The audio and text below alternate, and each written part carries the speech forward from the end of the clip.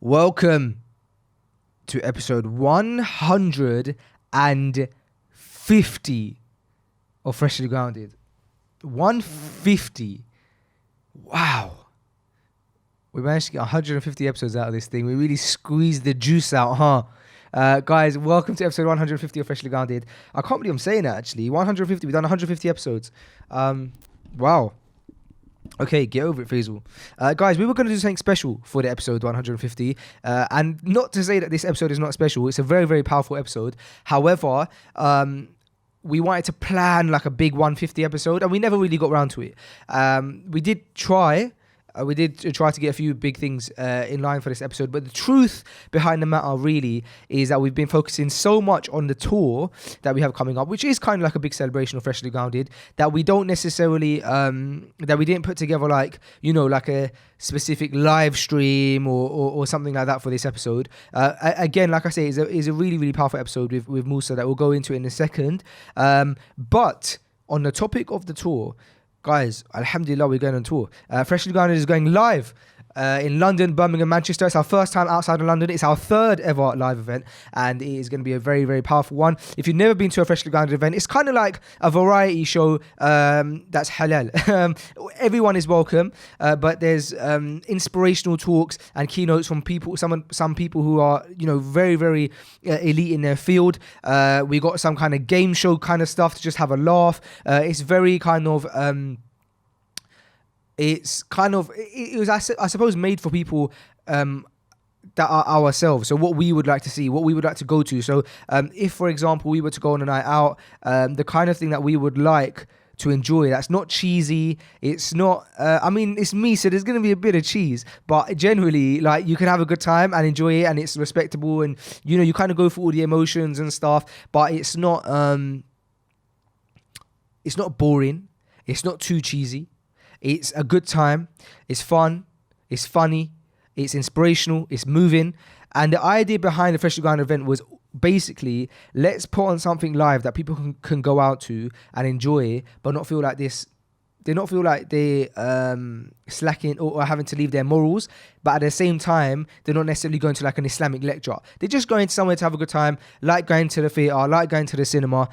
So if you're down for that and you want to see more of that kind of stuff on a more regular basis, then when we do them, you know, kind of dotted around the year, it means a lot to us to come and show your support and your love. And we're going to definitely make sure that you guys have an entertaining time. You can get your tickets at freshlygrounded.com/tour. And just for this episode, for the Freshly Grounded episode 150, what I'm going to do is we're going to do a flash sale. Now, it's going to be 50% off, but it's going to be flash. I'm talking, this episode comes out on Friday, and it's just going to be for this Friday, for this day, for today. So if you're listening to this on a Saturday or Sunday, I'm sorry you've missed it, but you need to be listening to FG when it comes out. Freshly Grounded episode 150. Hold on a second. The tour, 50% off tickets, today only, Friday the 28th of February, and also that's going to be just for the Birmingham and Manchester dates, the 50%. Reason being, I'm sorry for my Londoners out there, my fellow Londoners. The problem is that with London, the tickets are managed by the Aldwych Theatre, which makes it a bit more difficult for us to be able to kind of maneuver things about. Whereas for Birmingham and Manchester, we can, it's on us. We're managing the tickets. So that's kind of the boring reason behind it. But if you're booking Birmingham, Manchester, or if you're from Blackburn or any of the cities around Manchester, please do come down. Liverpool, get your tickets at freshlygrounded.com/tour and enter the code. Let me make a code right now. Enter the code 150. 150, meaning episode 150, and you'll get 50% of your tickets for today only. Also, guys, before we get into the episode, I want to discuss with you guys kind of a bit more serious of a matter. And basically, our friends at Human Appeal, what they're doing is they've put together a emergency fundraiser for families, children, women in Idlib in Syria who are fleeing kind of war. These are innocent people who are kind of trying to get themselves to safety. Unfortunately, they're kind of trying to get themselves to the Turkish border. Unfortunately, for some of them, that border is closed because there's so many people trying to kind of flee. And so what they've done is they've put together this emergency pack, right? Which there's many different things that you can provide. So every pound helps. But really and truly, the one that I'm the most kind of trying to push is this £100 emergency pack that provides kind of emergency shelter, safety, medical aid to these children, to these families who are trying to flee for safety. And you can help by going to justgiving.com / I believe it's freshly-grounded. So basically, Human Appeal started this thing, and they spoke to us about it, and we said we'd help out, and that's where we're at with it. So let me just go justgiving.com. Yeah, so justgiving.com / freshly/grounded. We put this out last night, and we've already raised £640. We've got a target of £5,000. So if you can support that'd be amazing. It's justgiving.com / freshly-grounded. Guys, this episode is with Moosa Salaam from Resole. Now, this is a very, very inspiring episode. I know that I don't like doing long intros, but and I know you guys don't love hearing from me from the long intros, so I will try to keep it short. But yeah, do you know what? It's gone 6 minutes already, and I remember last time I did a 6-minute intro, it was drama. So I'm gonna try to speed this bit up. Guys, Musa from Reso, he's doing an amazing initiative where they're providing shoes, good quality shoes to the homeless, to young children who can't afford them, people who are living on the poverty line, and those who need to be rehoused. It's an amazing initiative, and he talks about why it's so important to him to provide shoes, why to provide trainers to the homeless. It's very, very inspiring. I'm never going to do it justice. So this episode was with Sam, myself, and Musa. I hope you guys enjoy it. Episode 150 of Freshly Grounded with Moosa Salaam from Resole. And welcome to Freshly Grounded, the brand new podcast by best friends Faisal and Sam. Huh? Welcome to Freshly Grounded, No, after that bit. the brand new podcast And after that bit? by best friends Faisal and Sam. Really? Assalamu alaikum. Wa alaikum assalam wa rahmatullahi wa barakatuh. How are you, Samuel? Alhamdulillah, myself, I'm fine. How are you? Alhamdulillah, I'm very well. Assalamu alaikum, Musa. Welcome back to Freshly Grounded. Alhamdulillah, it's been I'd say 2 years since you've been here. Yeah, I would say that. Walaikum salam to Allah. It's been a couple of years. That's right, it was in Canalot. Yeah. Great studios. Yeah. They were. They were right. Canalot Studios with a nice canal behind Yeah. it. I missed that. I used to walk up and down that canal. Really nice area. Bank account doesn't miss it at all. It's true. But yeah, Canalot was the last place. Yeah. That was a good little episode as well, wasn't Yeah, it? it was a really good episode. We've been meaning to do this for a minute as well. Yeah, Because yeah, quite a lot yeah. has changed from those times as well. Yeah, I kind of really want to get straight into the idea behind Resole because I'm so intrigued because since you started Resole, I haven't really spoken to you much about it.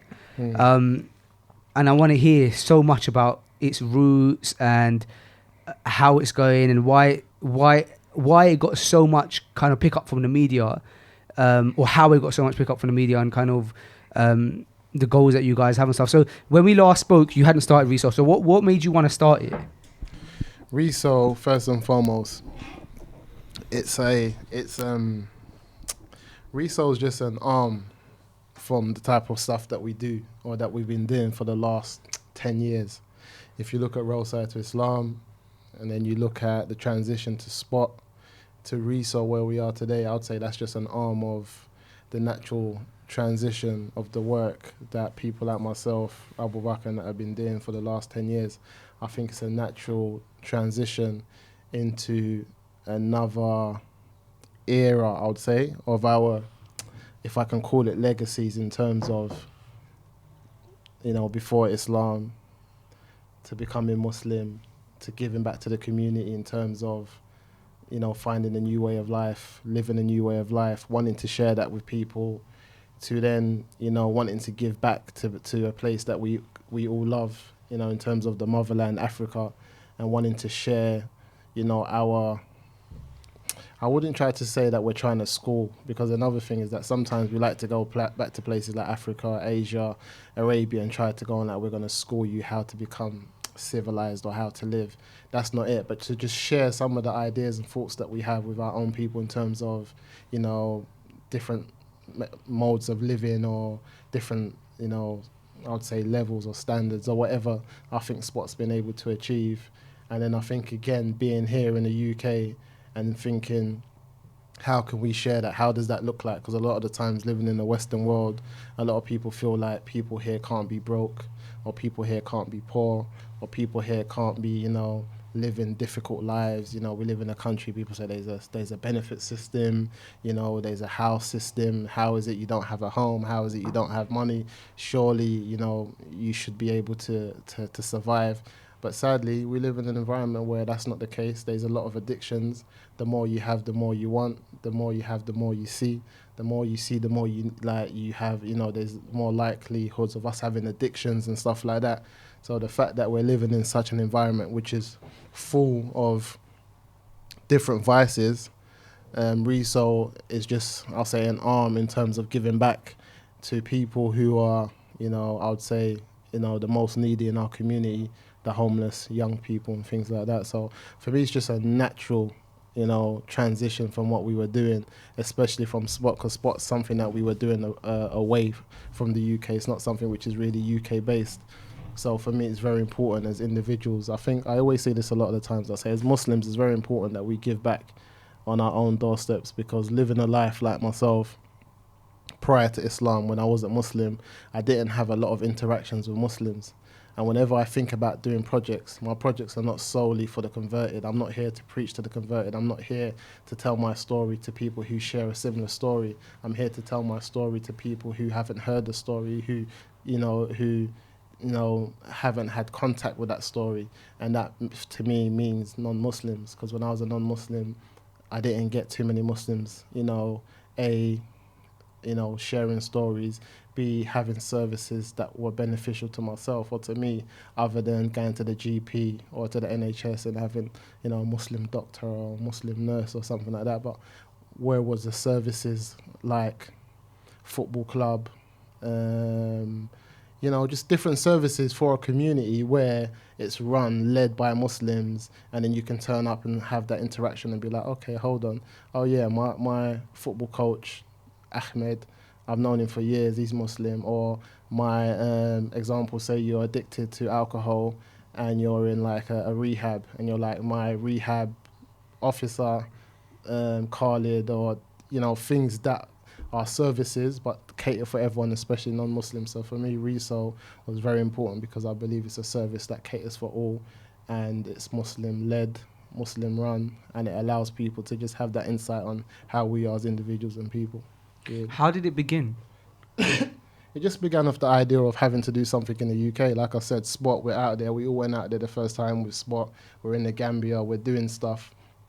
And it's great to do stuff in Africa, great to do stuff in places that we come from, Africa, Asia, Arabia, things like that. But in terms of the UK, I think it's very, even again for me, when I look at organisations and charities that raise money in the UK, it's still doing things for the converted. We're still doing things only for Muslim communities.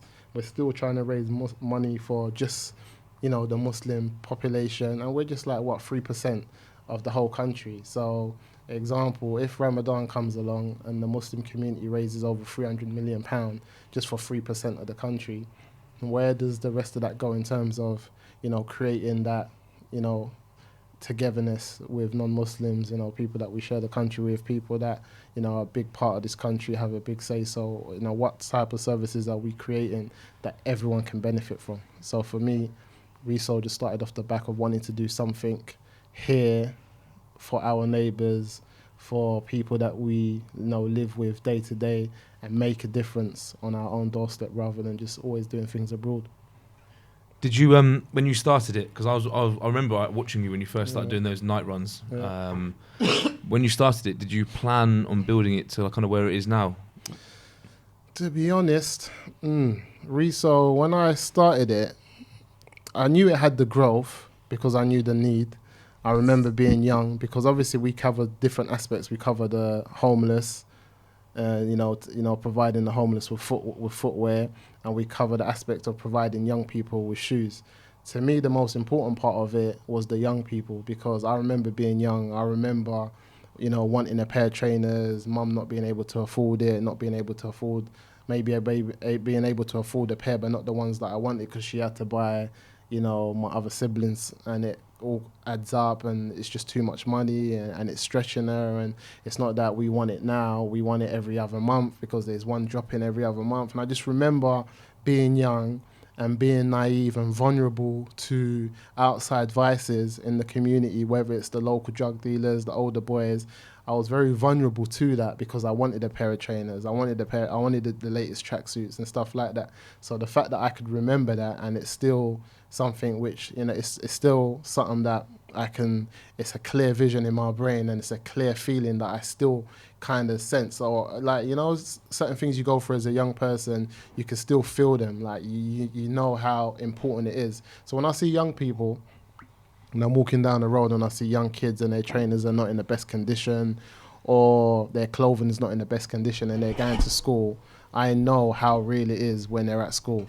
Because schools can be some of the most flipping, it can be like some of the most, like, it could be some of the worst place to be in your life. And it's such a small period, and it's such a young age, but when you're there, it's everything. Like, everyone's like, look at these trainers, you're under pressure, you can't think straight in the class, you don't want to go to the classroom, you're trying to cover up your shoes, you're trying to cover up your badge, you're trying to cover up the logo in your bag. You just don't want no one to know that you don't have what everyone else has, or what everyone else is talking about. So that being the case, it was important for me to give back shoes and footwear to young people who I knew were vulnerable to those type of vices, because they were under that type of pressure.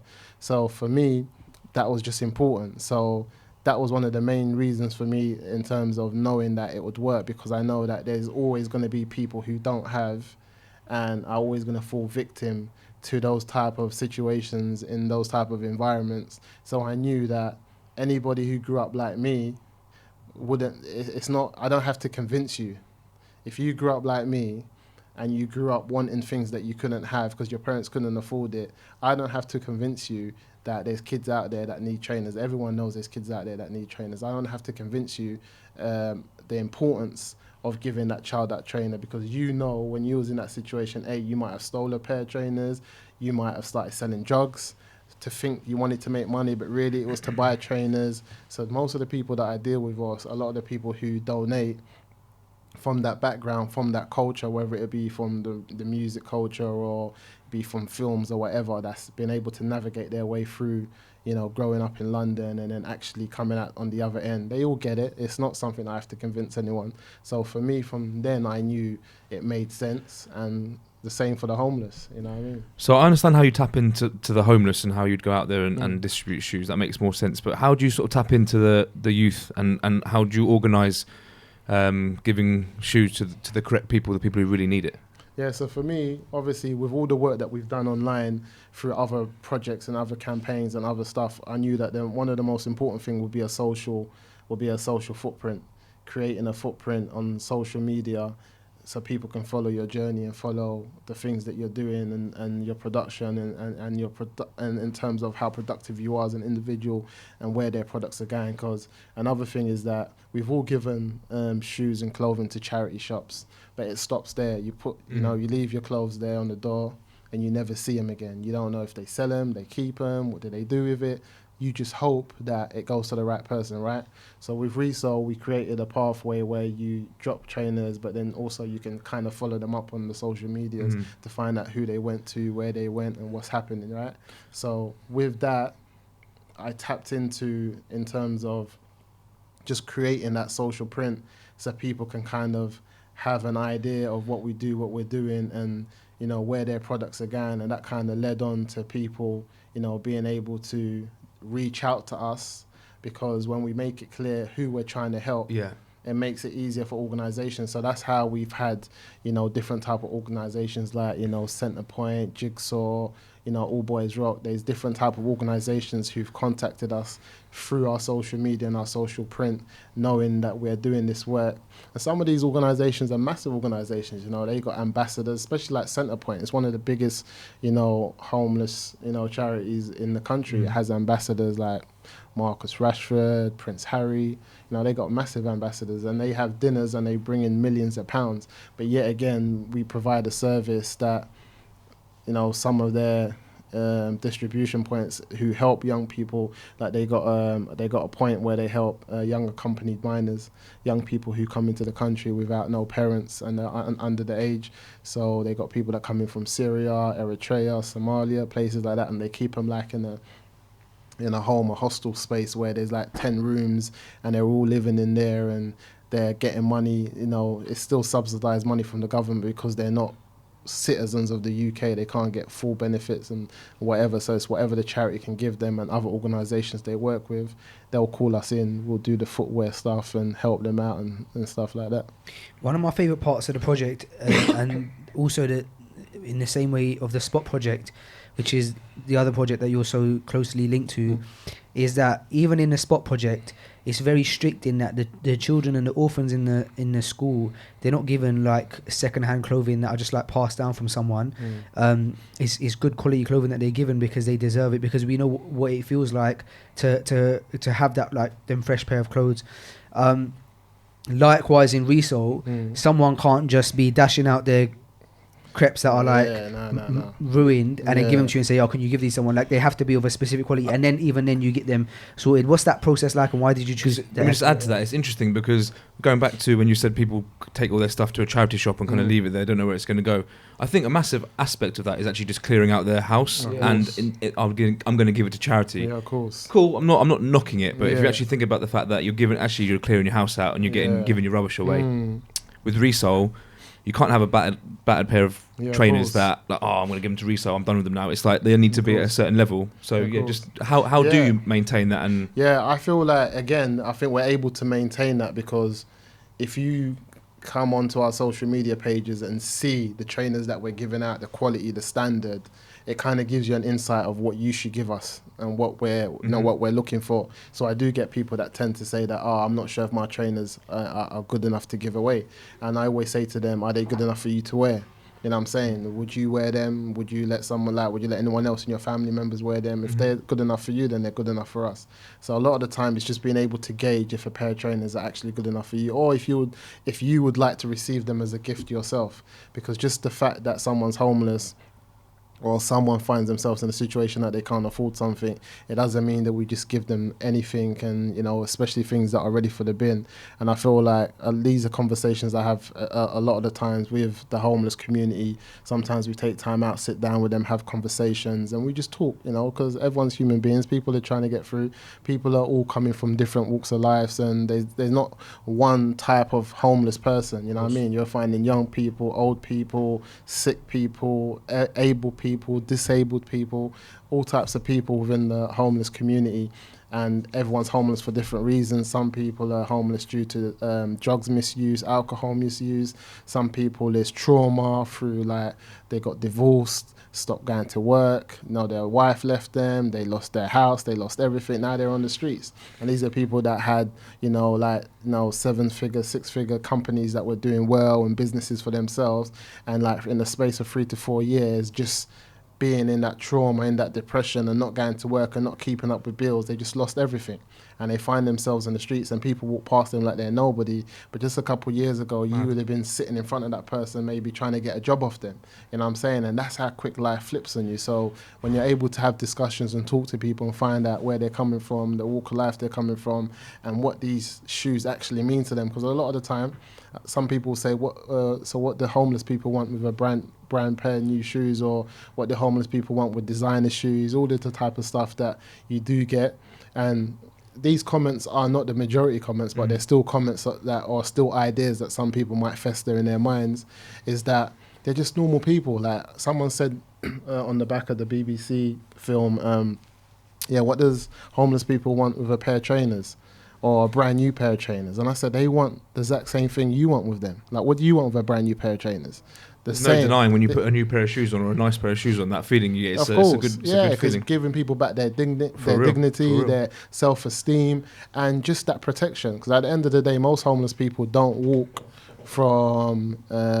take transportation. Their transportations is their footwear. Their mode of transport is walking from A to B. They're not on buses. They're not on trains. So footwear means a lot in terms of getting them around, their comfortability, all of that stuff. So for me, it's just like, it's one of the most, it's a simple way to give back. It's an easy way to give back, but it means so much to the individuals that receive it. I feel like sometimes we underestimate some of the small actions that we can do as individuals, and it just allows us to kind of connect with people and also to be able to engage, because it's very difficult as well to engage with young people who are involved in guns and drugs and stuff like that if you don't have nothing to offer them. A lot of these young kids are trying to make money, and one of the reasons they're trying to make money is to look fly. You want to engage with them and tell them that there's other modes of making money and there's other ways for them to make money. You want them to sit down on the table and have that conversation with you. What have you got to offer them? A lot of the time you find people that come out of the community or who've gone to college, university, studied, in the city gangs and stuff like that, and they think they have the answers, but they don't have the answers to engage. They always want to know, how do we get the young people to the table? And when you tell them it's a pair of trainers, they say, nah, it can't be that easy. Yeah, it is that easy. That's just to engage. It's not going to change their life. If I call a young person in and I say, look, I've got a brand new pair of Air Forces for you, or Jordans or whatever, he's going to say, for real? What, brand new? Yeah, brand new. He's going to want to come and engage with me now. That might not change his life forever or in terms of the long term, but for now, it's an opportunity for me to sit him down and say, look, these are yours. Yeah, calm down, relax. But what's your life like? What are you doing with your life? Where are you going? What's your plans for the future? Where are you heading? Now I have that space and that opportunity to engage with him, not only on a personal level, but just on a level where he can respect me because I've given him something. And where we come from, a lot of times people are not even used to getting presents. They don't get presents on their birthday. They're not getting presents on Christmas. They're not getting presents on days of the year that are important to them, let alone you getting a pair of trainers from a stranger who wants to engage and cares about your life and where you're going and stuff like that. These are aspects that are very important in terms of allowing us to talk to young people, because I've always wanted to do youth work and talk to young people, but thinking how I thought, right, I'm 17 years old, 16 years old, and I'm making £1,000 a week. I make $4,000 a month when I was 16. What can you say to me? How can you engage me? So I think to myself, if there's young kids out here making money that I really want to engage, I can't engage them because I can't tell you stop making $4,000 a month and come and make £1,000 a month, £1,500 a month. That's not going to engage you.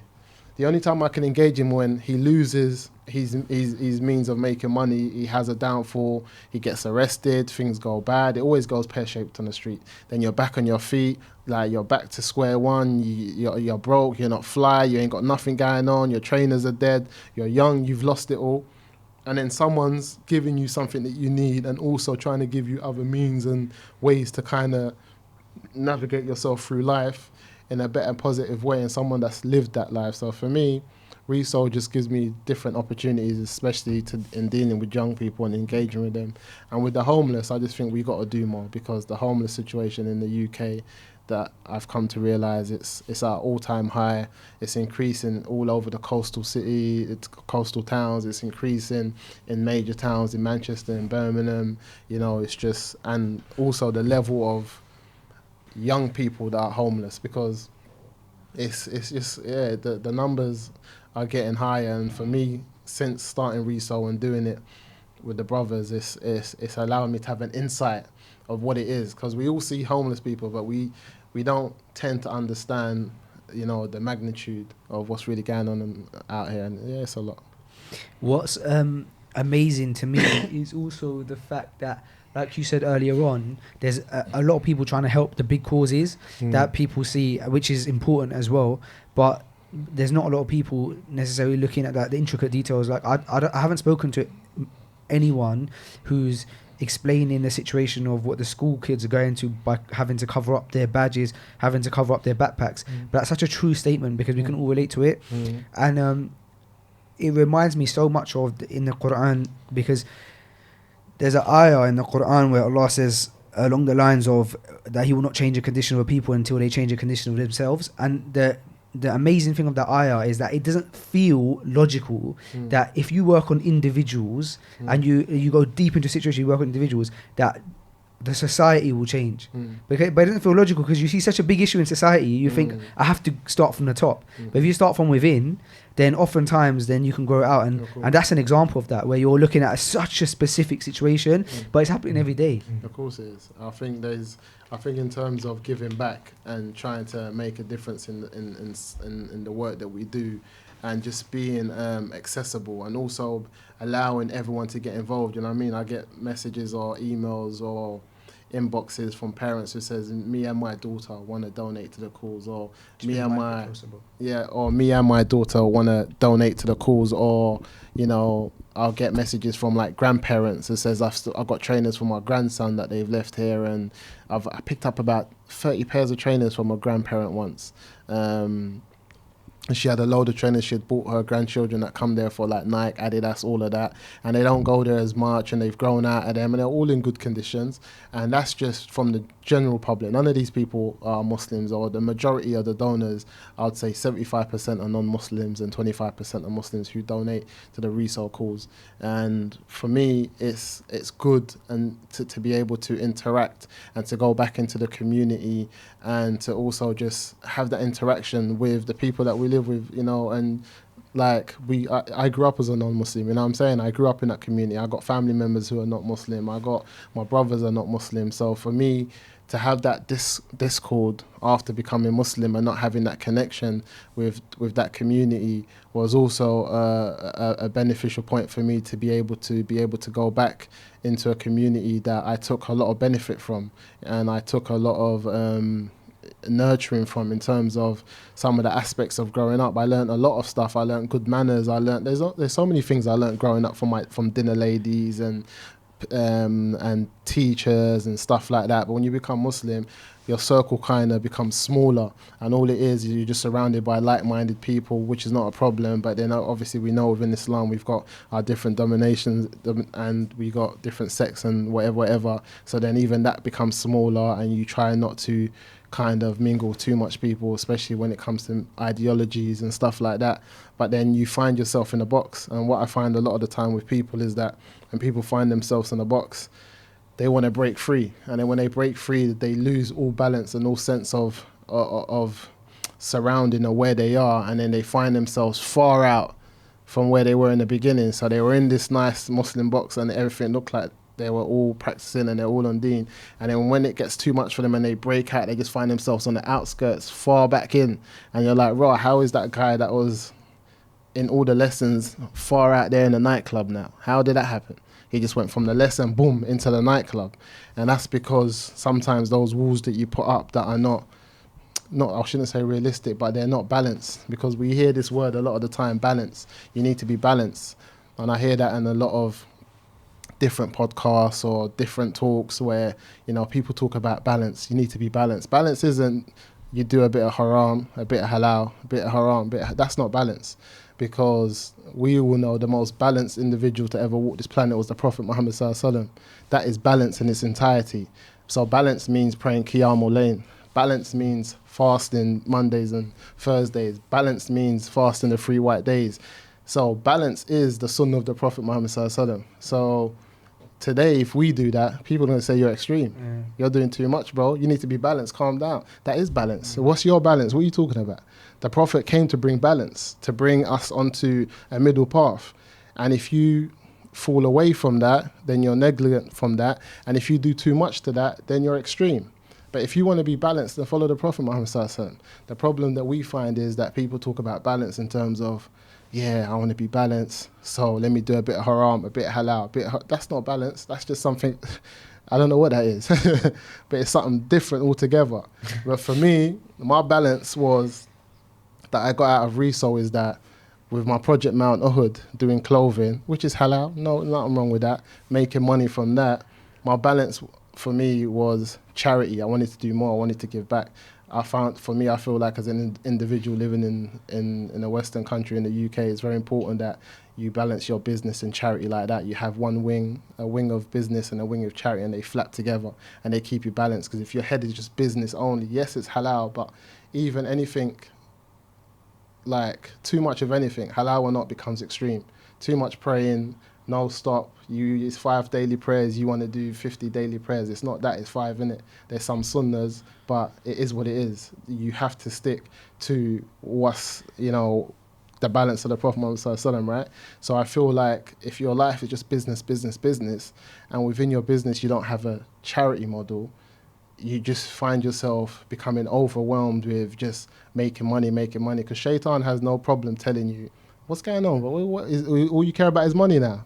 Shaitan don't have no problem mocking you when you're doing things that are good. Shaitan don't have a problem saying to you, like an example, right, you don't pray sunnah prayers no more. He don't have a problem saying that to you. Then when you start praying your sunnah prayers, he'll start telling you, are you sure you're ready for them though? So he doesn't have a problem drawing you to something good, which is like recommended, to then make you mess up on something which is wajib. So he has no problem with that, you know what I'm saying? So sometimes Shaitan will draw you to things that are beneficial, working and stuff like that, but then he'll take you away from something which is wajib, which is like giving back. You know what I'm saying? Like everything, our limbs have sadaqah that we have to pay on them, and that's why we pray. You know what I'm saying? Like the knowledge has sadaqah on it. We have to teach it to other people. So just in aspects of being a Muslim, I just feel like it's important for you to have that balance of business and charity, because it allows your business and your business IQ and your brain and everything to just be comfortable, because like you balance it off with what? Giving back, doing something that you should be doing something which is recommended by the Prophet, and doing something which also enriches you as an individual. Because every time I give a pair of shoes out, it does something for me. It releases something for me, just like physically and internally. Do you know what I'm trying to say? It's like it just takes off a lot of weight off my shoulders, just talking to someone, giving them a pair of shoes, them telling me how much they needed them, and I've just come at the right time, at the right second, at the right moment, and being able to have that discussion means a lot. Because, like, for example, someone can give me a pair of trainers, size 8, I don't take them to storage, I leave them in the boot of my car, and I'm driving down the road, I see a homeless person outside a corner store, I jump out, what's happening, sir, you all right? Organisation called Resole, we provide shoes to the homeless and most needy, boom, boom. What size are you there? I can help you with a pair of shoes. I'm a size 8. I'm like, okay, whoa. Because the trainers that I've just picked up are size 8. They could have been anything. So that for me is connection, thinking to myself, like, hold on, I thought that I left my house to go and pick up a pair of trainers, but Allah had me on this mission, pick up these trainers, and on the way back there's a geezer, there's a size 8, he needs them. And that's something that is just already been ordained, I don't know about, and it happens. That does something for me, because obviously you have faith, belief, and you understand how Allah's qadr works and stuff like that to an extent. So you're able to get that sense of just happiness and fulfillment that you can't get from business. Yeah, you can't get that. You can to an extent, but it's not the same thing. You know what I'm saying? It's a whole different thing. So seeing that, example, getting an email from someone that says, I just saw 2 homeless people outside a train station. I don't think you know me, brother. I've seen your project online. I saw your email. I asked the guys. They're both size 7 and size 8. If you have a pair of trainers, they're outside this station. Can you help them? For me, I think to myself, subhanAllah, when did I become the face of help? When did I become, someone sees someone in need, they think of Reso and think of me? When did that happen? You know what I'm saying? When did those two things get connected? Because that's an amana from Allah subhanahu wa ta'ala, that when someone's in a situation of need, they think of you and they believe that you, by Allah's permission, can solve that problem. Or I saw a guy that was barefooted, walking around, gave him a pair of trainers, posted it onto the Resole page, and then someone contacted me and said, I swear by Allah, I saw this man 2 hours ago on my tube, barefooted. I thought he was going to get hypothermia or whatever it's called. And I was thinking, where's Resole when you need them? And I've just looked on your page and you've given him a pair of trainers. You know what I'm saying? That's amazing. Yeah, so you think, like, when did that happen? And when did Allah choose that for me? Because we know that it's all written and da-da-da-da. So these things for me bring me a comfort and a source of fulfillment that you can get in so many different ways by doing charity. It just doesn't have to just be buy shoes or whatever, but Allah will use you to do things to change other people's lives. And for me, that's just that balance in terms of doing your business, having a charity, and still following, the sunnah of the Prophet. So at this point, who are Copy and how did they come about in this synergy of working with you guys? So Copy. So right now, Resole is based on me, Fahim. We work together. We do a lot of the outreach. It's me and him that does a lot in terms of outreach, getting trainers, sorting them, doing stuff like that. Copit is a resale store or a reseller store that sells authentic sneakers like, from Adidas and Nike and the Jordan collections, the Yeezys and stuff like that. Obviously, the sneakerhead community is a massive community and the reseller community is massive. So obviously, the trainers drop for retail price of like 180 and they're all sold out within minutes. And then the reseller community, they don't even bother wait online. They just wait till people like Copit got them and they go and pay the £350, the £400. They pay the £200 on top of whatever the retail price is, because that's just the market. It's $1 billion industry now. So I've gone to Copit, a young brother. I've gone to him and told him about Reso, what I plan to do, before I've even actually got it off the floor like that. And where are they based? They're based in Brixton. Okay. Yeah, so Copit's based in Brixton. So I've gone to him, and then next door he's got another young brother, Abdulaziz, and he's got a store called Vamp. And they're like I always call them a dry cleaning service for sneakers. You take your sneakers there, they do them up, bring them back to life, and it's an excellent service. So before I've even kind of got Resole off the floor, I've gone to them and I'm like, listen, this is what I'm going to do within the next couple of weeks.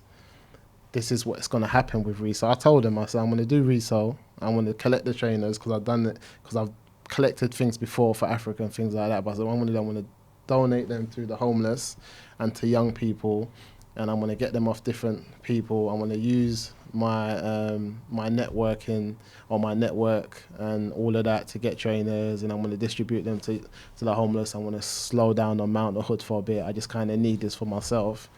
And I said, what I need is your spot, Copit, to be a drop-off point for me in case I can't get to some of the pickups for the trainers. And he said, no problem.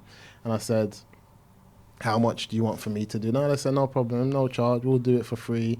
It's charity, A, B, C, and D. And I was like, yeah, no problem. That's cool. So off the back of that, they've just become the face of Resole to an extent, because they're a drop-off point, or are one of our main drop-off points. We got another one called Sneaker Limited in Chingford in East London. They're another sneaker store, good store. That's another drop-off point for us. So you got a drop-off point in South London and East London. If, for London. example, someone was listening to this and they had a store or something when they could be a drop-off point in West and North, is that something that they can contact you with? If someone has a store, it doesn't even have to be a sneaker store. It just has to be, some type of brand that's, it just has to be a brand that, they take care of or they're happy with, and they have the access to collect trainers. That'll be good for us in North or East. Is it North or West London? We're in talks with another store. We might have to go there today, called Kick Game. That's a massive store. I went there. They have a big network in terms of the sneakerhead community. They're based in Richmond, and they're happy to be one of our drop-off points, but we're just still in negotiations in terms of creating some bins for them and trying to sit down with the two owners and trying to move forward with that. So, can you imagine a situation in the future?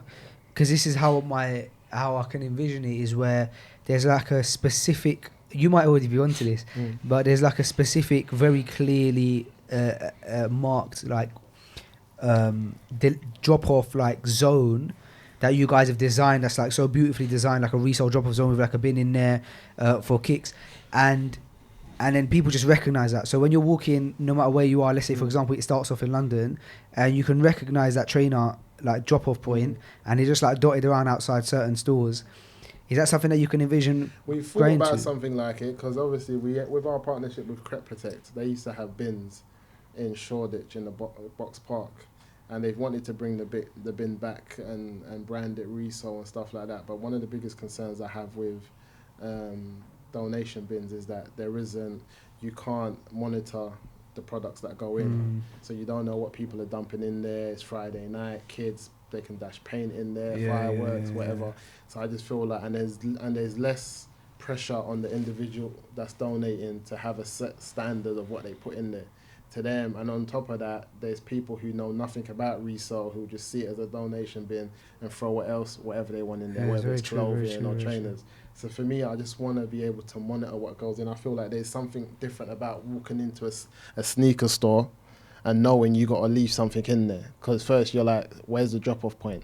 And it's that embarrassment of knowing I can't drop these dreads. You know what I mean? These are dead. I can't drop these off like that because people are people are watching. So you feel that embarrassment of just coming in the store and giving a crap pair of trainers and walking out because everyone knows you gave them. You know what I mean? So I want that level of competence in terms of knowing that this is what you're bringing to the store. So for me, it's been important for us to work with private retailers just because we also bring a level of custom to their stores.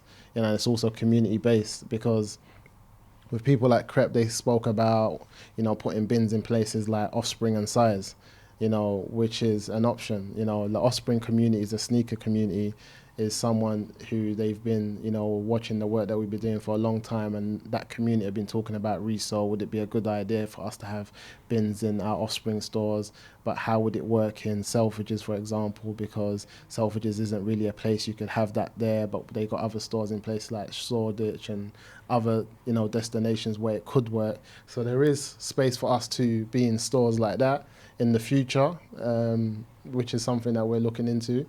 But it has to be, for me, at the same time, I want that level of, just independent stores. Like people that's just like me and you, got their own businesses, and I can bring through that traffic for them, because as much as people donate, they're also going to look around your store. What am I like them? And it helps people just, survive and to do well for themselves, rather than just go straight and start working with corporates who are just making mad money already. And what you really doing, I just don't want to miss, this is from the people, by the people. I want it to stay within the community type of thing. Yeah, so that's important for us. As it's scaling and it's clearly growing at quite a rapid rate, how are you managing it all? Yeah, it's gone from part-time to turning into... You've launched the website as well now. Yeah, we launched the website. It's kind of turning into like a full-time thing. Like I said, me and Fahim, we're working on a lot of the work ourselves. We're creating a timetable for the year. We've got some coastal towns that we want to do our first drops as soon as the weather changes up a bit, because there's a lot of people that want to come out on drops with us and volunteer. So we're going to go Brighton and Southend. We're going to bring some volunteers along. We're going to spend like a weekend there, Saturday and Sunday, or Friday and Saturday. We're going to go through the homeless communities. We'll contact a shelter based in Brighton, based in Southend. We'll kind of network with them, do stuff together, go back in the summer. Then we're going to go through some of the major cities, Birmingham, Manchester, Liverpool. We're going to do some stuff. With the sneakerhead community, they've just embraced us. So there's always massive sneaker comms going on, whether it's in like XL. There's one going on in Manchester by, what are they called again? Crep City. They're going to be doing something in Manchester. They're happy to have us at their event and promote us, tell people, bring pairs of trainers, one in, one out type of campaign. Everyone that's coming to buy stuff, we're going to have Resole here, bring your trainers. There's got 1,000 people walking through the door. If half of them bring pairs of trainers, that's 500 for us in terms. Would you be down to, maybe we can talk about it off air, but when we just launched our tour that we're doing in April, just before Ramadan, we're doing Birmingham, Manchester, London, doing Freshly Grounded Live. In Birmingham and Manchester, we got space for a whole setup like that. Is that something that you'd be down for, coming down to Birmingham and Manchester and having the people who are coming down? 100%. If people want to donate and they want us there, we'll turn up, because it gives us an opportunity also to kind of engage. One of the things that's important for me is that if I collect shoes in a certain area, I want to distribute them in that area.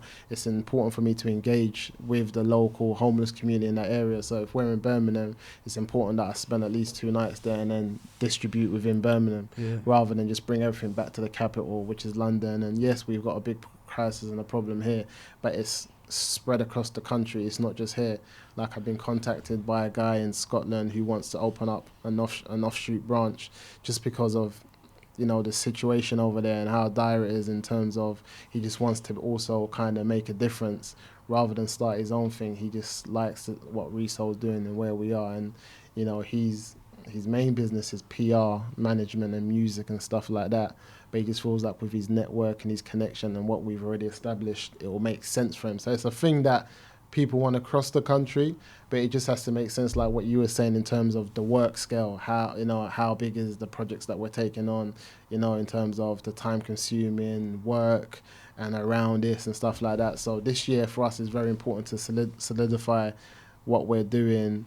Our sole supporters, who are companies who will support the work that we do, our 3 departments of homeless, most at-risk young people, and the orphans abroad, because there's some projects that we want to do abroad, like in Haiti, Jamaica, Guyana, Gambia, South Africa.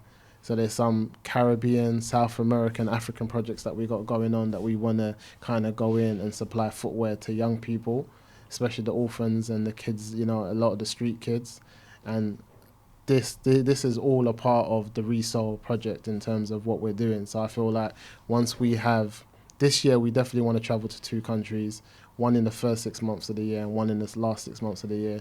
And I feel like that's going to bring our project to a whole, because so far we've only been able to showcase 2 parts of what we actually do, which is the homeless and the young people. But I think when we go abroad and people are able to see the impact that the footwear again has, globally, I think it's going to be another step in terms of showing the people who want to support what we're about. You just mentioned Soul Supporters.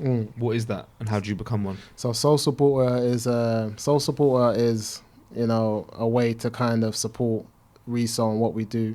It gives businesses an opportunity to be our partners in some of the projects that we're doing, whether it's supporting the homeless people, the young people, or the orphans abroad. There's different packages that allow you to support all 3, and there's packages that allow you to support one or two of the projects that we're doing. These support system will allow us to kind of do this on a full-time basis and have people that we're working with together able to kind of do the outreach and just kind of monitor the stuff that's coming in and what's going out, because we're in the process of putting together our HQ in Brixton. Our HQ is going to be a hub that allows us to just kind of do what we need to do as a project, as an organisation, not just centrally in the capital, but hopefully across Europe. We're making sure that we create a hub that will allow us to grow in the direction that we want to go, rather than, sometimes you get a place, then you get too big for that place.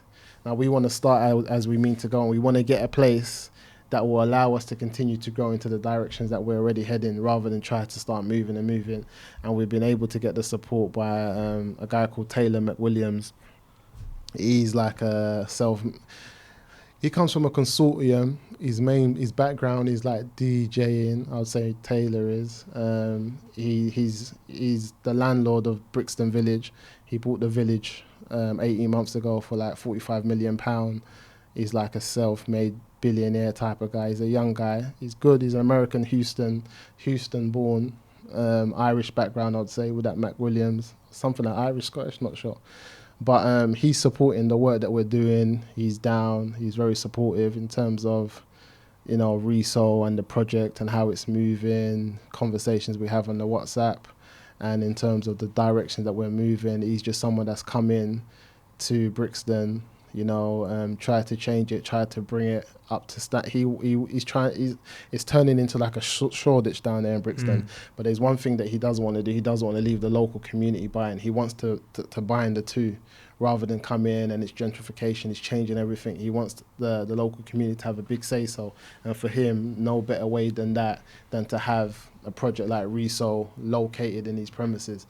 So that's what he's doing with that, and that's who's supporting us with some of the, like I was talking about, the exhibitions we want to do and things like that. Most of the stuff we'll be doing will be based on these premises. So he's offered to... He's going to give you a space. Yeah, so he's offered to give us a space. He'll fix it up. He'll spend the money he'll fix it up to our whatever we want. You know, he'll spend the 20 to 30 grand, whatever it costs to fix up to our standard, and then he'll give us a subsidized rent for 2-3 years, whatever, until we come up to the level that we want. And then, yeah, that's us there. So the support is good. Support is good. Hey guys, it's Faisal here. I'm just disturbing the episode real quick. I'm sorry, we're just putting it on pause for a few seconds to let you guys know that we are going on live tour. Freshly Grounded is going on tour in London, Birmingham and Manchester. And you can see us live with special guests. We're going to have talks like the one that you're listening to right now with Musa. Amazing inspirational stories. We're going to have fun. You can get your tickets at freshlygrounded.com/tour. And for today only, literally Friday 28th of February, you get 50% off tickets for Birmingham and Manchester by typing in the code 150 when you're purchasing your tickets. That's a flash sale today only. And if you're a business or a organization who's looking to sponsor the event or partner with us and get your brand out there on this tour to thousands of people, you can hit us up on that page, freshlygrounded.com/tour. If you fill out the form there, then you will have Kareem from Freshly Grounded getting back to you, inshallah, to figure out how we can make sure that we can put your brand out there and give you guys a shining light on this beautiful tour. Let's get back to the episode. You know, when you're doing your night runs, is there a specific conversation that you can pinpoint with anyone that had left like a massive impact on you? Night runs, I think, you know what it is? For me, it's more so like, I think homelessness is so real. It's like, for me, it's like it's bare in everything. It's being bare naked. It's like naked. You know what I mean? It's like every situation you find yourself as a human being when you're naked is your most vulnerable situation. If you're getting into the bath, if a stranger just came into your house, you're vulnerable. You know what I mean? If you're making marital relations with your family, a stranger came in the house, you're naked, you're vulnerable. Whenever you're naked as a human being, you're just vulnerable. And sleeping out in the cold and sleeping out in the public, you're naked. You know what I'm saying? And you're just vulnerable. Like, I think to myself, cool, say we done a sleep out campaign where we got some volunteers to come sleep out with the homeless community, find out how it is. You can't find out how it is when you're not really naked, you know what I mean? Because if I slept outside for 2-3 days, I almost probably stay up all night. I'm not gonna sleep. Like, they proper sleep and go into a zone the way we do when we're in bed at home, where you feel secure, your doors are locked, you're comfortable, you know, no one ain't gonna come and disturb you. They sleep like that. How do you sleep like that on the streets? Knowing that someone can just come and throw junk on you, piss on you, all of those, like all this madness that people do on the streets. How do you still, you know, sleep and find rest and find peace in a situation like that? It shows you that we've allowed people to condition themselves, you know, to sleep naked. So for me, it's like, imagine conditioning yourself to the point where if someone busts in on you, you don't feel naked. You're just there with all your bits out, like relax. Like you're not, like you've conditioned yourself for it not to be a thing. And I feel like when you live in a society that we live in, it's not right that we've allowed people to condition themselves to sleep outside on the streets like it's normal. Walk past them on the way to work, on the way to school, college, doing our own thing. People are sleeping outside on the streets and it's normal. When did that become normal? Like, how is that normal? You know what I'm saying? And I feel like seeing a whole new community come to life at night time when the shops shut.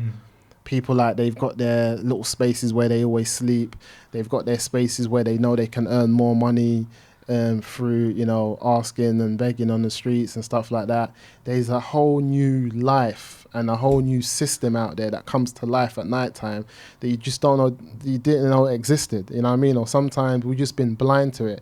And I feel like what's happened to me and to people who come out, example, my kids, whenever they see a homeless person or anyone that's worked on a Resole project, the first thing they do, they look at their footwear. You're just always looking at people's footwear now, like, what's their condition, how is it, can I help? So most of the time, if I'm out with the kids, they'll always say, like, and we see someone that's homeless, the kids will always be like, oh, Dad, look, you need some shoes, have you got any shoes on you?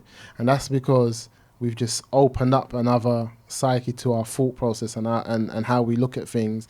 And I feel like that was close to me. And I think the biggest thing that's happened to me is that prior to Resole, I was blind to all of that. And now I see every homeless person. Like, I proper see them, you know, like there's one thing knowing that they're there, but I proper see them because I look and I think, can I help you?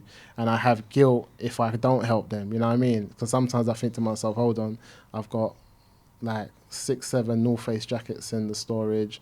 I've got trainers there. This guy here doesn't have it. Like, I have to, like, I don't know how, but I have to do it, innit? I got things to do. I got to drop the kids. I got to do this for the missus. I got to do that for mum. But somehow I have to get that to him because it's no good there. You know what I mean? So these are the things I think that's kind of opened up to me, and that's kind of been more, you know, just in touch and more connecting. You mentioned it earlier. It's something that I came in contact with. It's about these homeless people are just very much normal people, and a lot of them are in that position based on one or two bad decisions. And I met a homeless guy, and he was explaining how he was an accountant. He had a 6-bedroom house in a very wealthy area. I'm just thinking, this is just it's crazy. He was in a homeless shelter now, but obviously, if you think about how his life would have been, it was 2 years I think he'd been in the homeless shelter, but based on a couple of poor decisions, is what he said. Didn't go into it, but how his life is literally just flipped, and it's eye-opening. It's also very reminding. It's a big reminder that based on a couple of bad decisions, life can go. It flipped so quick, and I just feel like one thing I told someone the other day was that shoes make an outfit. Outfit can't make shoes. Like, what I mean by that is that you can have on a brand new outfit, but if your shoes don't make it, your outfit's ruined. Like, it doesn't matter. Like, you can have on a brand new jacket, jeans and that, but if your trainers are scuffed, where you going? Dead, yeah. It's dead. But you can have scuffed jeans, a ripped hoodie, a little beanie on, with a fresh crepes, patterned up. You're back in the game. You know what I'm saying? It makes everything for you. Yeah. It makes everything. So for me, when I give shoes to the homeless community or to the homeless people, sometimes they don't even look homeless no more that quickly. Yeah. That's what I've seen on the social media. You see when they flip the shoes from something like old. It's just like Puma. a makeover. Yeah, their reaction. It's lovely. Yeah. And then suddenly they're like, are they even homeless now? They've got the fresh white Air Force on. Yeah, it's a good look. Yeah, it's a makeover. Like the footwear actually just creates an instant makeover. And that same makeover that you see, imagine how they feel. You know what I'm saying? They feel like they stand straight, they walk straight, you know, dignity, self-esteem's back. They just feel better about themselves. And everyone deserves to feel like that. Also, you know what I think is powerful out of the conversation that we've had today is earlier on you said that the feeling that you get from giving and seeing a change, that like you get like such a good feeling from it, right? And I think that's so powerful because anytime that anyone has ever given, it releases like a level of dopamine that you haven't received from anything else, no substance or anything. But I think that the problem can sometimes be that when people give, they don't see the result of what they're giving. Like perhaps sometimes people are donating online and stuff, which is obviously good because it's needed, and there's amazing organizations who are like the beneficiaries of that. But sometimes, and in fact always, when you're giving and you see the result of your giving, there is a feeling that you think, wow, if I spent that money on myself just on like a nice meal or something now, I wouldn't have never experienced this feeling. No, of course, and it's addictive. Yeah, right? it's different. Yeah, 100% it's different. The whole vibe, the whole feeling. And that's, like we said, that's that initial thing that we took from the Spot project the first time we went away, seeing the changes that were being done by the support of the people, and how seeing was believing, being able to go out there, meet the kids, see the project, be a part of the project. All of that was in my thought process when starting Reso and wanting to do something that people can actually see and actually be a part of. And in the early stages of Reso, I used to think, how am I going to be able to take pictures of the homeless people without actually putting them on there? Because my thing isn't the individual itself, was just the giving part and the transition part. So when I, by following sneaker pages, and I realized that a lot of the sneaker models are just footwear, it's just feet. You don't actually have to see the full person.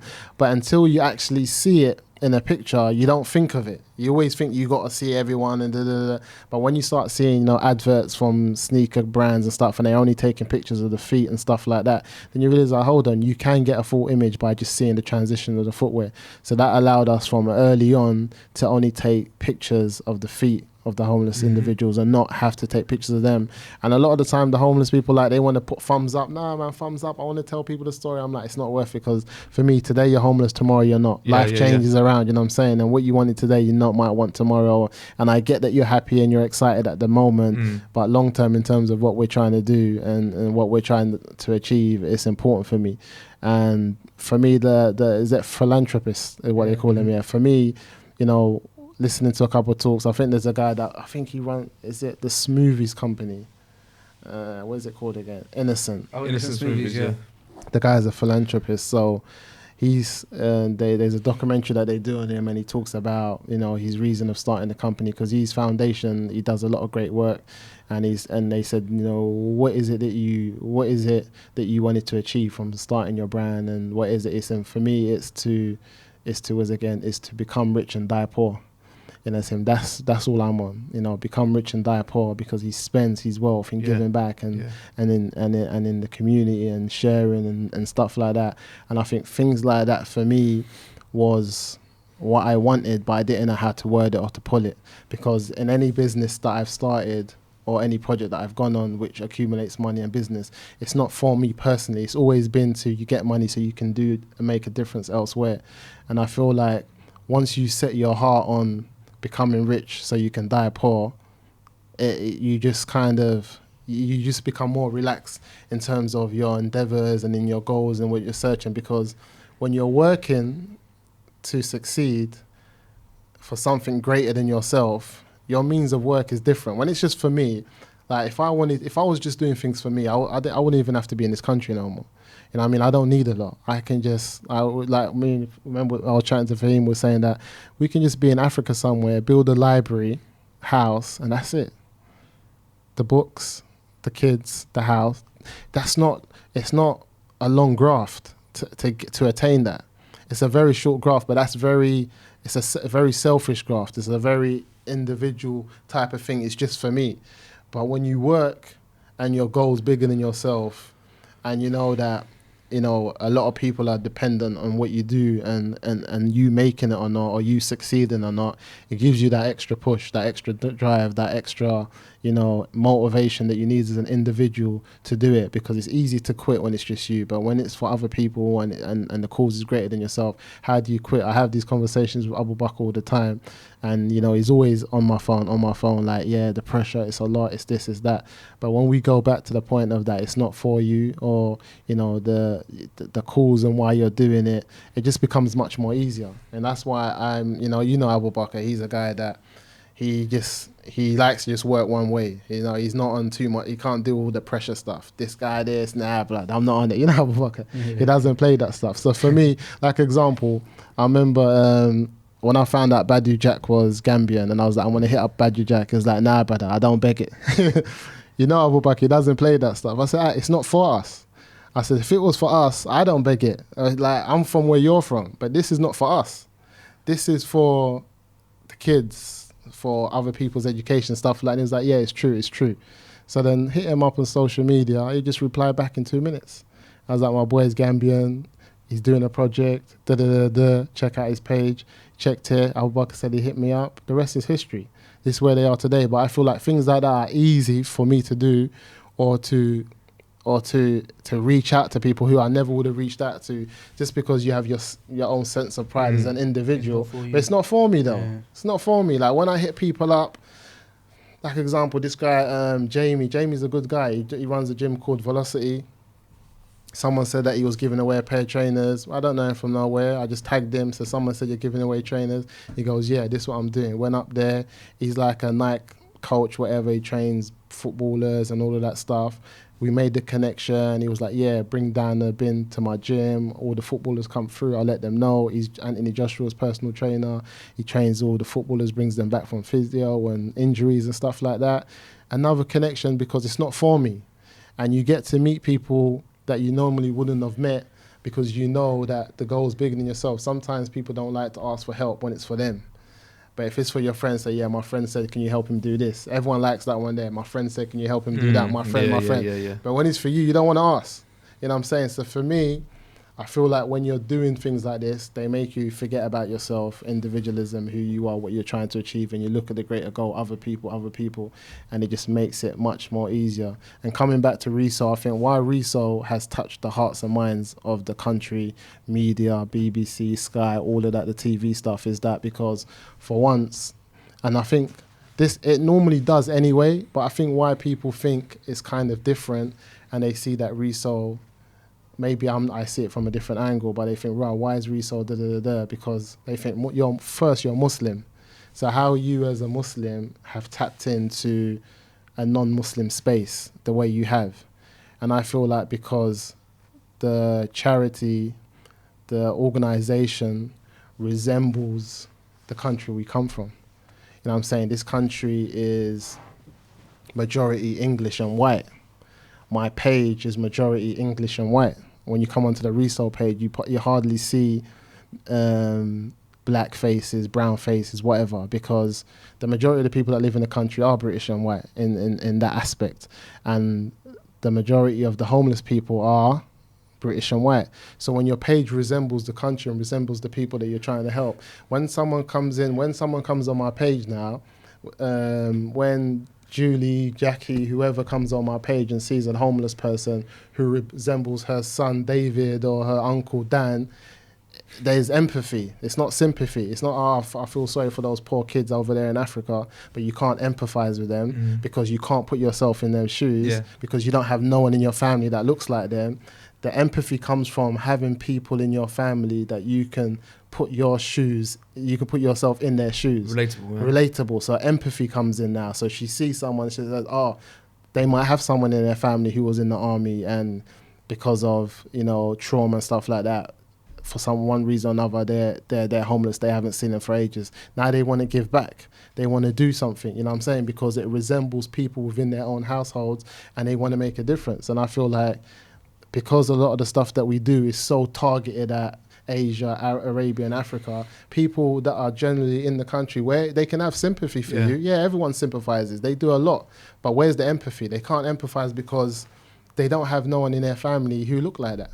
How are they going to put themselves in that situation? Like, example, myself, I might see a soldier who fought in the British Army and he's out on the streets, and I feel sorry for him and I sympathize with him, but I can't empathize with him.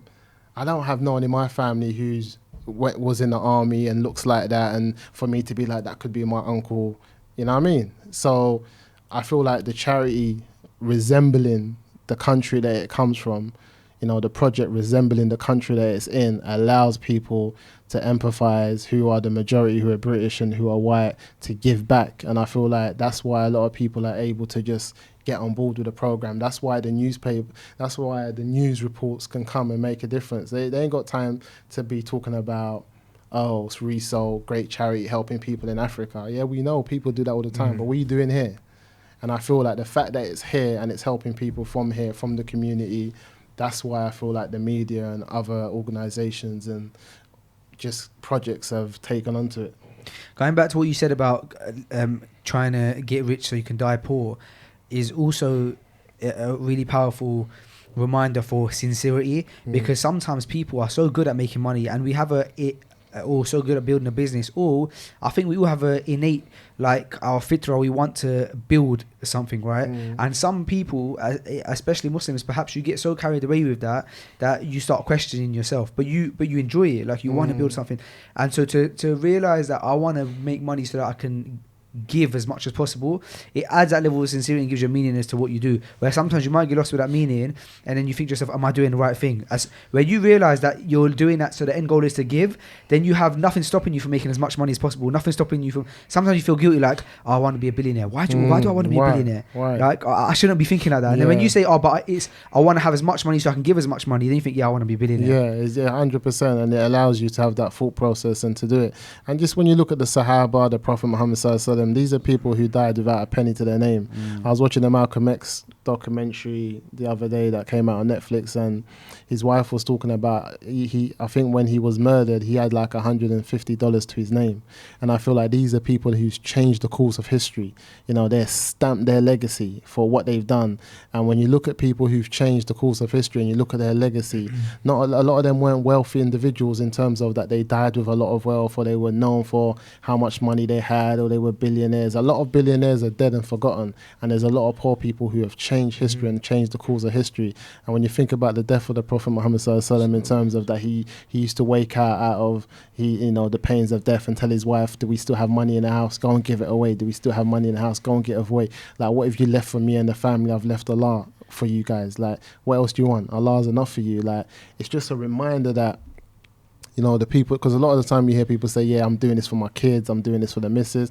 There's no problem with that. That's cool. But at the end of the day, the person that I follow, the person that I love, the best human being that I believe walked on the face of this earth, when he was dying, that wasn't his understanding. I'm not saying it's a bad understanding, but he used to tell his wife, Allah's enough for you lot. And I know that Allah's enough for us, because why you see people every day, like the Chelsea owner, Brovenich, who was, you know, he was an orphanage, raised poor, nothing, and now look at him. Like, multi-billionaire buying this club. Like, there's so many examples where Allah shows you people who come from a situation of no mother, no father, who are some of the richest people in the world today. And one thing that I always took from one of my teachers was that money and your wealth is not a sign of Allah's gratitude towards you. Like, how much money you have is not a sign if Allah likes you or not. Because if that was a sign, a lot of the people who are not Muslim or who don't worship Allah will be broke. But the fact is, some of the most wealthiest individuals in this world are not Muslim, because it's not a sign of Allah's being pleased with you or being displeased with you. That's not a sign. You can't say, oh, that man has money, Allah must be pleased with him. That's not a sign. If it was a sign, then we'll be able to judge it on, but we'll be able to say, like, look at all the non-Muslims, look how poor they are. They got no money, they're broke. But that's irrelevant, because most of the times when people talk about aspiring to be rich and wealthy, they're looking at non-Muslims as their examples, because they have this dunya in abundance, and Allah subhanahu wa ta'ala has given them that. So having money or not having money is not a sign if Allah is pleased you or not, because a lot of people say, how comes Allah don't give me this? I wish I had money, maybe I've done something wrong. But when has money ever been a sign of Allah being pleased with you? Like, in the history of since Allah, when's that ever been a sign? It's never been a sign. So for me, it's that you just have to kind of understand one's purpose and what we're doing and what we're trying to achieve, and the reality of our lives being based upon good deeds, bad deeds, doing good stuff, making the best of your situation, always looking up, don't look down on people. And I'm saying, always look at people who are better than you and say, let me try and do what he's doing, rather than I'm better than that one. That's, you know what I mean? Just having a proper mind frame and just being able to navigate through that. And again, being balanced by following the Prophet Muhammad sallallahu alaihi wasallam, rather than what we see today a lot of the time, which ticks me off when people talk about being balanced and a bit of haram, a bit of halal. Like, okay, I'm going to do some haram because that's going to make me balance, because if I do too much halal, I'm going to fall off. Like, it's crazy. It is what it is. Man, I feel, do you know what? After this episode, I feel so, like, I love the fact that Allah has given me the opportunity to, on a week-to-week basis or every few days, sit in front of someone and hear them and listen to them and hear such inspiring words. I think it's such a ni'mah, because we live in a day and age where you don't have time to listen to people, or you don't have time to have long conversations. And conversations like this do leave a massive impact on you, especially when you're like in your day-to-day life, innit? And you're doing what you're doing, you have your own goals and you're so focused on them, and then someone will come and you have a conversation with them and you hear their perspective on life or what they're doing, you think, wow, maybe I'm not doing enough giving. Eye-opening, yeah, for it's real. It's very eye-opening. Yeah. So I feel so blessed that I'm in a position where I get to have those conversations. Definitely, I agree with you. Yeah, man. Musa, I know that you didn't come from close, man. You came from the other side of London. It's so I really appreciate that. Yeah, it's always a pleasure to come down on the Freshly Grounded show. You guys have been doing it, since 2017? Yeah, but we met in 2016 in Gambia, innit? So That's right, yeah. Yeah, it's been just over. It's been a journey. Yeah, man. And I think there's a lot of benefit that comes from the show. It's good. The platform has been established for benefit, and I think that people know that, man. Without doubt, you guys have guests from different walks of lives, different backgrounds, different stories, different things to add to the table. It's always a reminder for whoever watches the show in terms of, you know, how diverse we are as a group of people, as how diverse we are as Muslims, and just generally speaking in terms of human beings, in terms of our aspects, how we see life, and and just people see things differently, you know what I mean? And there's always benefit from that. If people want to get in contact with you or with Resole, just for any way they want to help, whether it's donate trainers, whether they want to give their store as a drop-off point, what is the best way that they will get a response? I'll say going to our website and going through our contact information and emailing us, and also our Instagram. Our Instagram is quite lively, and you're more than likely to get an answer back on the DMs through our Instagram at Resole CIC. Our website is resole.co.uk. Is it Resole dash? It's re-soul.co.uk. It's not difficult to find if you just kind of. And how can they help best? Let's say someone's listening and inspired to help. What can they do? I think as a business is being a sole supporter, supporting us on the endeavours of everything that you heard that we're trying to do. As an individual, is just having shoes that you want to donate. Any type of shoes that you want to donate. We want to be able to create, because again, we're in terms of our sorting process, we're not silly in terms of how we give the shoes out. We understand that some shoes are not for the homeless, and some shoes are not for young people, vice versa. So we have a sorting process. We also get trainers like that are worth £300-400 that we'll put on like a platform to sell. So we'll sell the pair. So if a pair of trainers cost £300, we'll sell them for £200, and then we'll buy 3 pairs with that. You know what I'm saying? So we do have ways. We're not just, here's a pair of Gucci, let me give them to a homeless person. You know what I mean? Or no, we have ways of making sure that the products that we do get, we use them to the best of our ability. Because some people say, you know what, I don't have no Adidas and that. All I've got is designer kicks, but I still want to give. So then what we do, we'll get them and we'll sell that to someone who does want that. And then we'll go and get 2-3 pairs of Adidas in the sizes that we need. Because What tends to be the most popular size? Size 9? I say 8. Size 8 is a hot size. Because if you're a 7, you wear an 8. And if you're an 8, you're an 8. So you do find a lot of people who are size 7 wearing size 8s. So I'll say size 8 is a hot size, and then the bigger sizes come along and not a lot of people wear them, the 12s, 11s, because sometimes it's difficult to get them. But yet again, you know what I'm saying, like I said, with the process that we have, we kind of sell those designer kicks and then go and try and get the right sizes. And just through the network, like we done, what is it called again? Drop of the Year Awards. We've done a presentation there. From there, we just networked with Puma. So these are like other brands who kind of want to get involved and just support us in different ways. And also, if you are an organisation who helps young people or homeless people, then get in touch. It's not about for us to receive. If you're an organisation and you know that you work with young people and you have some challenged young people within your community, or you're dealing with families who are low end of the income and they're finding it difficult, they got some young kids, and you think Reso are in a position to help those families, then get in contact. You know what I'm saying? We're all down to support who we can support, as much as taking in shoes. So there might be someone here watching it who runs an organisation, works in a certain situation, or they work with like unaccompanied minors, working with sisters, because we hear a lot of the time people are like homeless, or they've just took shahada, they get kicked out of their homes, they got nothing, they got this, that. Contact us and we help and support any way we can. Jazakallah khair, bro. Allah put barakah in your work and keep everyone on the project sincere. I mean, alright, Jazakallah khair, we're out. Done. Yeah. Wow.